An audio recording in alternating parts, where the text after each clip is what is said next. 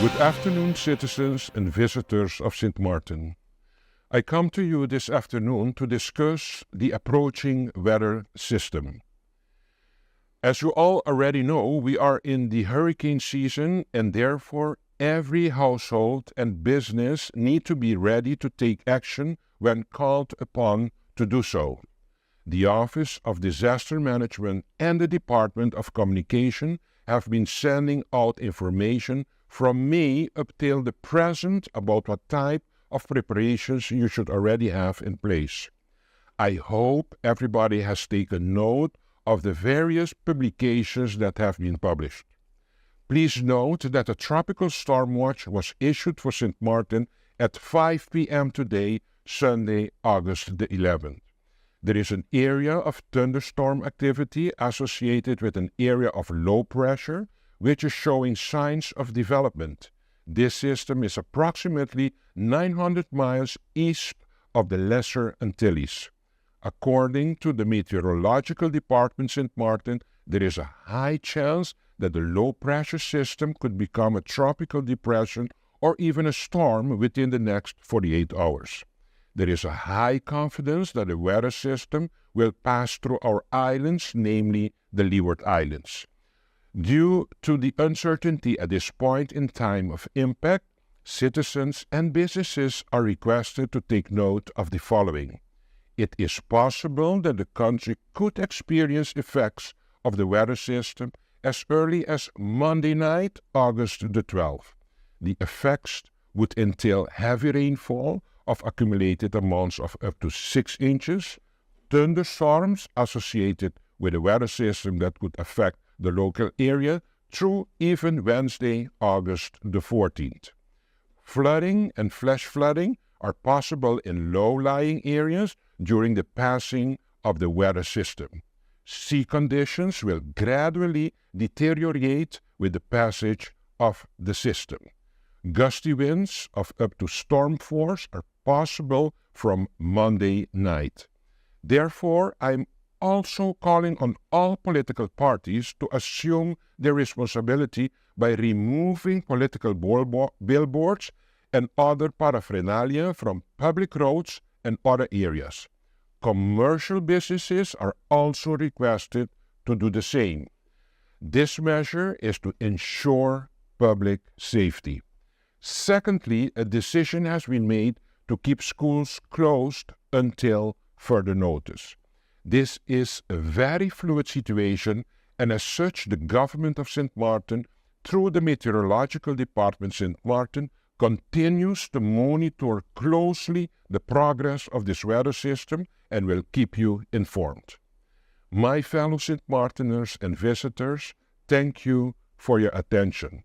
Additional updates will be provided via the Department of Communication of the Government of St. Martin and also through the different media outlets.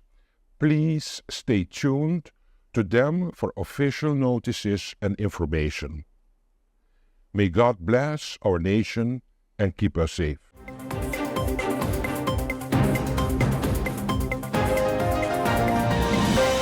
The former Minister of ECYS, Education, Culture, Youth, and Sports, had indicated in responding to me at the time that a group of civil servants would be formed to tackle this issue. And I want to know about this interministerial group, if and how it has been formalized, what the results are. And I want to know if we are any further today than 2.5 years ago when I first raised the alarm on the phenomenon of vaping amongst our young people. These were matters, as well as another one in terms of the capital project for the Charlotte Brookson Academy to build a complete new campus for that academy. And at the time when the budget was presented, I asked if that budget, regardless to who it falls under, but if the budget, that capital budget, could not be used to start finally the construction, first the design and then construction of a national theater for the arts on St. Martin, because it was approximately 12 million guilders that was budgeted. And as told by the previous government, this was supposed to be to the availability of all on St. Martin. And I think it's just a short step to actually turn that project into a national theater for the performing arts. I stated it at the time of the budget, and I want to know how the government currently is looking at that. Has the loan for that project been approved? When have discussions been held with other stakeholders so that we really can come to a national theater for the performing arts? And I hope this government, notwithstanding all that they have on their plate, is able to answer these questions. And then, of course, I continued on the matter of the zoning of this country. And where are we today? How much further are we? I believe that it is, for me, incomprehensible that with the constantly mentioned capacity challenges of the Ministry of Romi, that they have not renewed the agreement with the VNG International. Most of the other islands have done this. And I hope that since this was brought to my attention, that this agreement with that agency that has done so much work with and for Romi, I hope that since I brought this to the attention of the ministry, that really they have reconsidered and they have renewed the agreement with VNG International, because the zoning of this country, you would recall that the former minister had indicated that we will no longer have individual zoning plans for the different districts. Rather, we will have one big zoning plan for the country. Now, regardless to what the rationale was behind this change, the question still remains, where are we with the zoning of the country and the plans, the zoning plans for the country? And then, of course, I had to mention again, and I will continue to do so, as I tirelessly push for medical coverage for sole proprietors. I express my concern again over the exclusion of these sole proprietors, taxi and bus drivers, vendors, and such others from the SZV health insurance. Over and over, I have been told that this will be regulated once the universal health care package is in place. In fact, the former minister of VSA announced in Parliament that that would have been on January 1st, 2024. That date was subsequently changed to January 1, 2025. We are now in the month of August, and this very complicated matter of a general health insurance is not yet at Parliament. So there's no way I see this going into effect on January 1st, 2025. I have been told of a reparation law to address some of the deficiencies in medical coverage that would seemingly address the exclusions that I mentioned earlier. Again, sole proprietors, taxi and bus drivers, vendors, etc. But this too is yet to be seen. So I continue to advocate for the small change to the regulations that would make this coverage possible, and I will continue to push for it.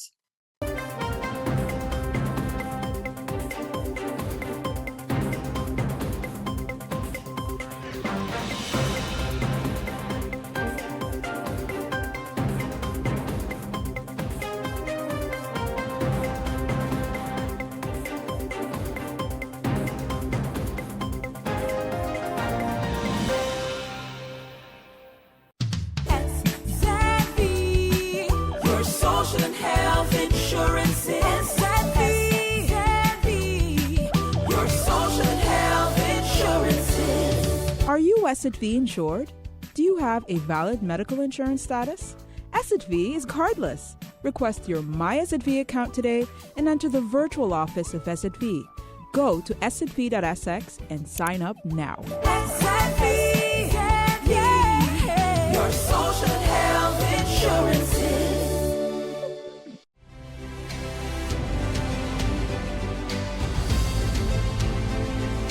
Enemies cover the truth and sugar. and fool you into eating it. It's a snap election, an election to give the people a chance again. Let's talk about GB. Let's talk about electoral reform. We want to make sure that the country goes back to the people. When we pointed out the worst government in the history of this country, the reduction of property tax to increase business in St. Martin. For righteousness, unity, and love empowerment. We are in a situation again that we are heading to the polls. Can come up. We have shown to be the people's choice.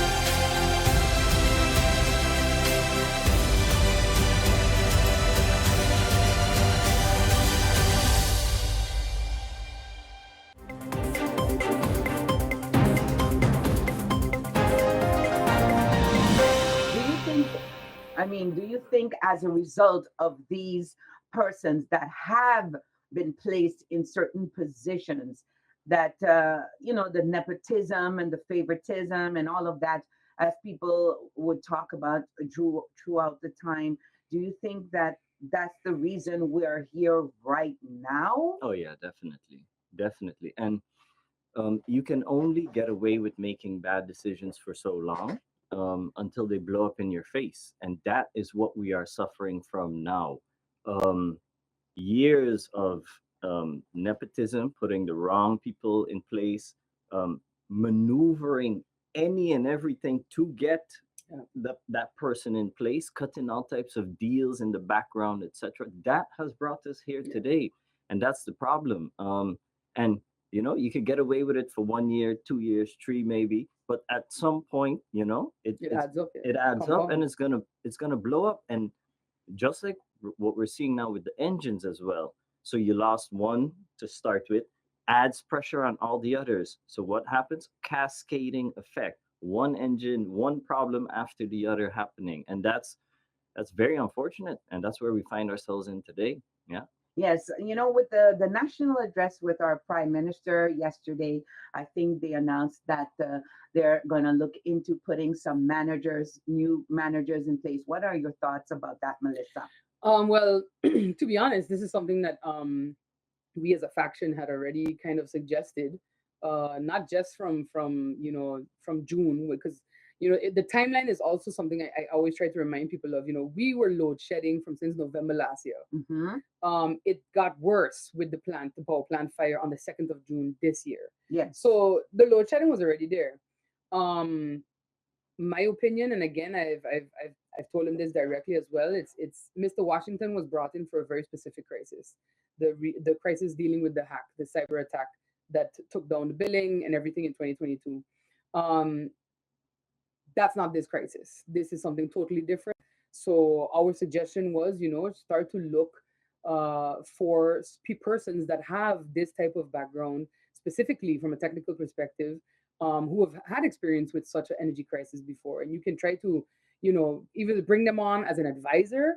So if you're not comfortable swapping people out. We've seen the ads in the paper. Yeah. Well, that is to fill the sea level. That's something that has been ongoing and that was never completed before. Mm-hmm. So, and I guess they're going to restart it now. But what we were more suggesting was, if you're going to hire consultants for anything, it should be for advice in this specific type of crisis. St. Martin is a member of CARELEC, which is Caribbean Organization of Electrical Companies, right? Electricity companies. It is nothing to, and this is where we talk about relationship development Mm-hmm. and relationship management, and also using those relationships when you need them. It would have taken nothing to, I think, just place a call if you're GBE, or if you're government, to have that conversation with GB from since then, to place a call and see, can we bring on capacity in a consultancy role, an advisory role from within CARELEC to help us navigate through this crisis, because this is bad. As of the Prime Minister's address, we are 4 engines down, and I'm hoping that what happened with engine 16 is not the crankshaft, because if it is, I can't say the word on air, but we are it. So I think that is something that we also have to consider, the level of failure. And that's why I sent some urgent questions when I'm sending them today to the Prime Minister, that I hope he will be able to answer within at least 48 hours, because it deals with, what level of failure are we at? with engine 16? Is it something that is quickly redeemable or fixable, or is it something that is more long term, like the crankshaft? And not to get too technical, but that is something that has to be made. That is something that costs about $1 million. So if it's that, I think we're not going to see the end of this. And I prefer to be realistic with people than to just sell them whatever is going to comfort them. But it's definitely it's not the GB workers' fault. This is, as David said, the result of decades of just poor decision making.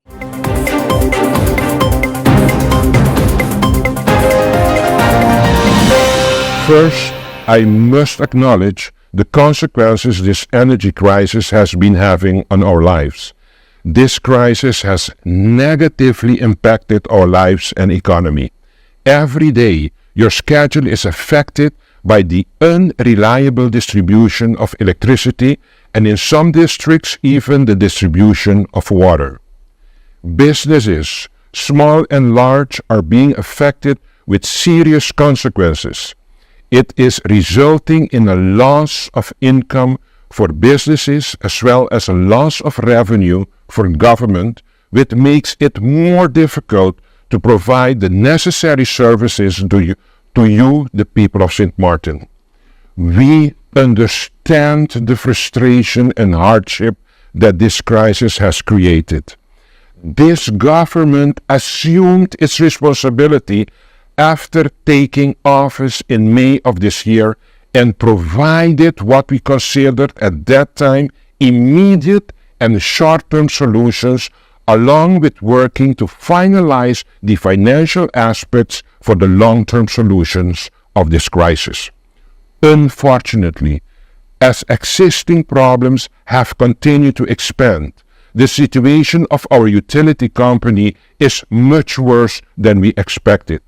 This deterioration is the direct result of politicizing of our appointments and the dismissals of management, which has resulted in a lack of continuity in the interest of GB. GB has been used in the past as an extended arm of politicians.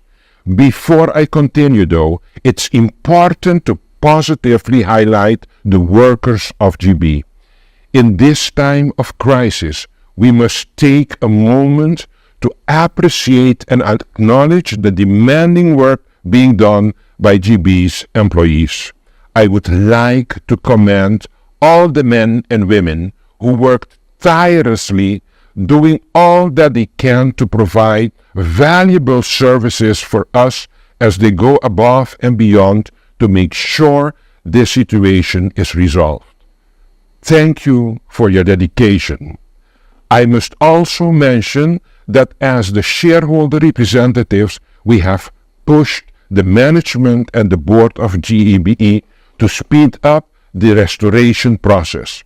Last night, we held another general shareholders meeting with the management and the supervisory board of directors of GEBE.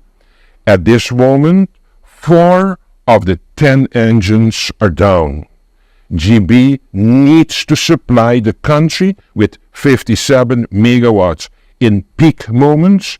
However, at this moment, on average, GEBE can only supply around the 65% of its total capacity. Since May, engine 19, which produces 10 megawatt, has been out. For the past 5 weeks, engine 9, which produces 4 megawatt, has been out. Since last week, engine 8, which produces 4 megawatt, has been out.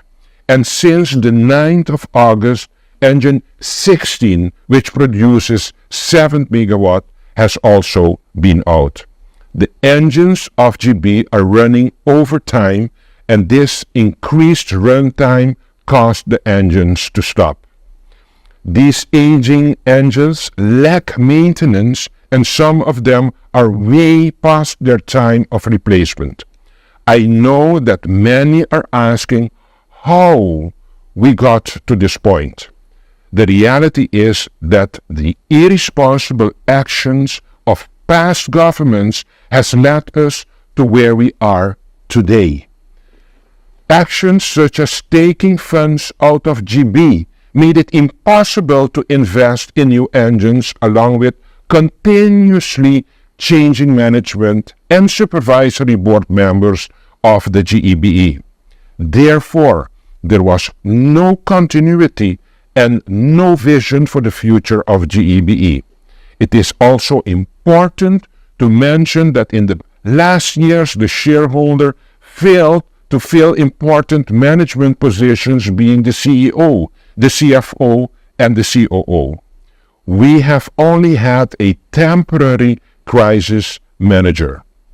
If we go back to the country package, an agreement signed in December 2020 by the previous government and the Netherlands, it is worth noting that one of the first points mentioned was the country packages that would ensure continuity of vital processes, which in any case included electricity, internet, and data services, and of course drinking water for the people of Sint Maarten.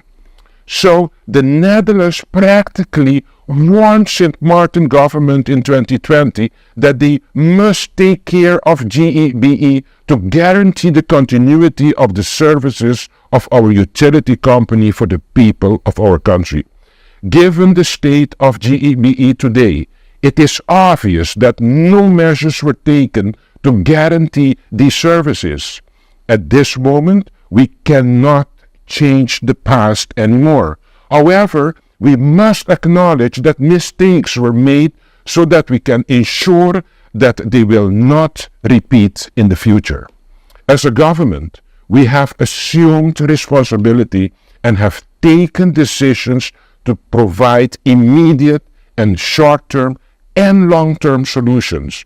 Once again, the immediate solutions is the 10 megawatt container generators, which are on the island and will be operational at the latest end of next week. In September, the additional 20 megawatt container generators will arrive and be operational at the end of October.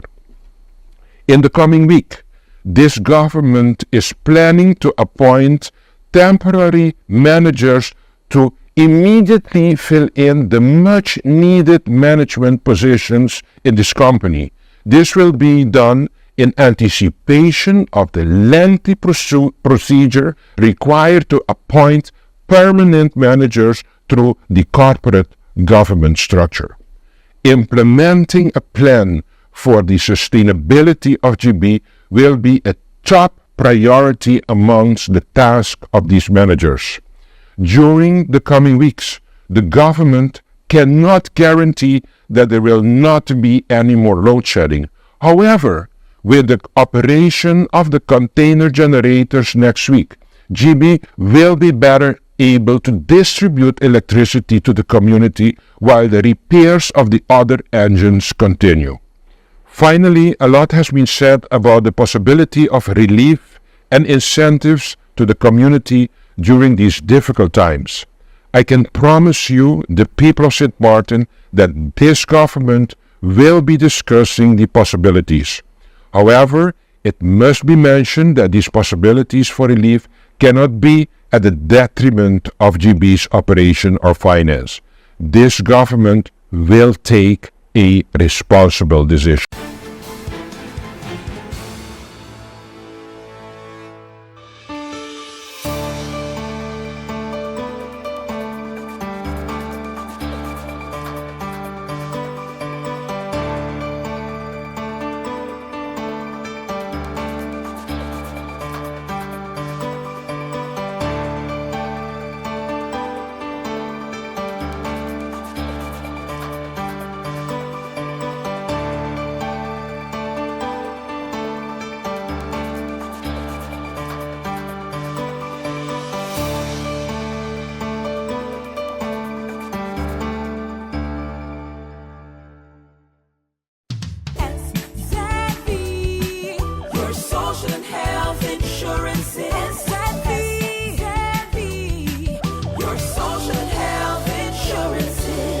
Are you SXV insured?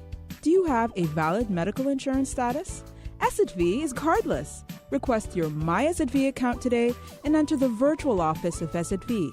Go to SXV.SX and sign up now. SXV, yeah, your social health insurances.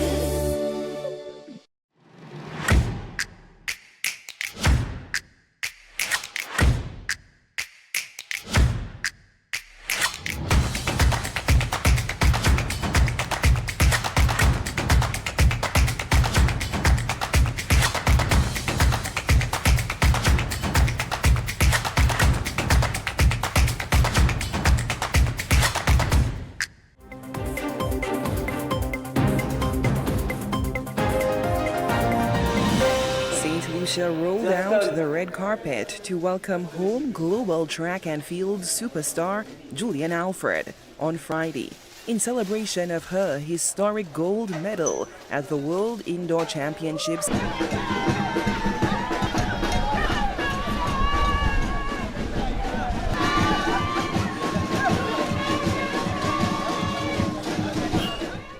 Officials from the government and banking sector praised Alfred's achievements, pledging their continued support as she ascends the ranks on the world stage. Julian, we saw the flight that you were about to take at First National, and we decided to snatch you up even before the world saw that. And this afternoon, I just want to tell you, thank you. Thank you for repping First National Bank. Thank you for repping St. Lucia. Thank you for being an amazing brand ambassador for us and for the island. And today I just want my team to present a small token of our appreciation. I am pledging First National support behind you for years and years to come. And I know that as you continue on your journey, you're just going to do great and greater things. Thank you so much, and we look forward to continuing our relationship with you. The 22-year-old Alfred was hailed as a true ambassador for St. Lucia and the wider Caribbean region, inspiring the next generation of young athletes. Thank you as an ambassador for sport in St. Lucia. You are truly our #1 ambassador, and you carry it very, very well. And so we know the work that comes in bringing a global medal to St. Lucia. It is an absolute fact that you need blood, sweat, and tears to do that, simply because we've been independent for 45 years. And it took us 45 years of independence before we could have one Julian Alfred. And so I want us to wrap our minds around that. I want St. Lucia and the rest of the world, and every single nook and cranny in our communities, to understand that the quest to find another Julian Alfred, it does not have to take 45 years. If we all decide to do our part, if we all decide that what we need to do, think about what we need to do to contribute towards the development of the next athlete that we see may be a Julian Alfred. I came in a while ago and I asked a set of children, who wants to be the next Julian Alfred? And male and female did this.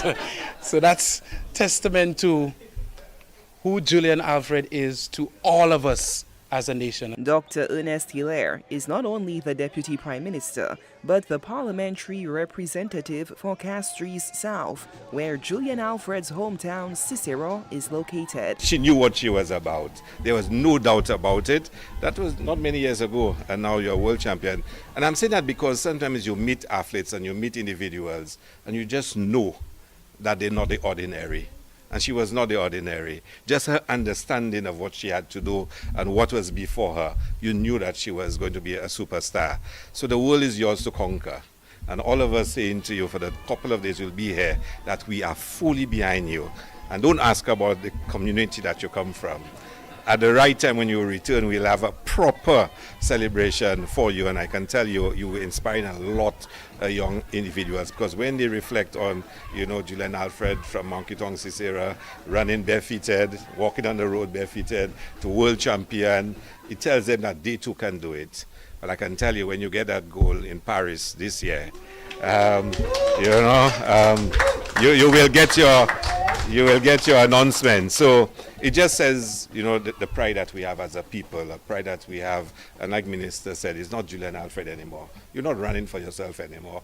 You're running for an entire country. You're running for an entire region because you keep flying that flag of Caribbean supremacy in track and field, especially female. So you have a huge responsibility on your shoulder. Alfred thanked her coaches, agent, and government officials for their unwavering support, vowing to continue making her country proud on the global stage. And I just hope that this can also just encourage the country as a whole to just come together and just be one and just encourage, you know, everybody, whether they just had enough in their career, and just helping them get to where they want to go. So I just want to just thank, it's a pity my coach Flo, who's been with me the past 5 years, he couldn't be here today, but my agent is here, who traveled all the way here to St. Lucia to be here, you know, with me. So I want to thank you, Henry, for being here with me today.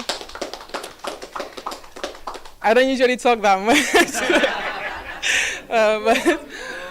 but I just want to say thank you for all your support, and I'm just hoping that I can continue. Mr. Murphy for being there at World Championship with me. I want to thank you personally.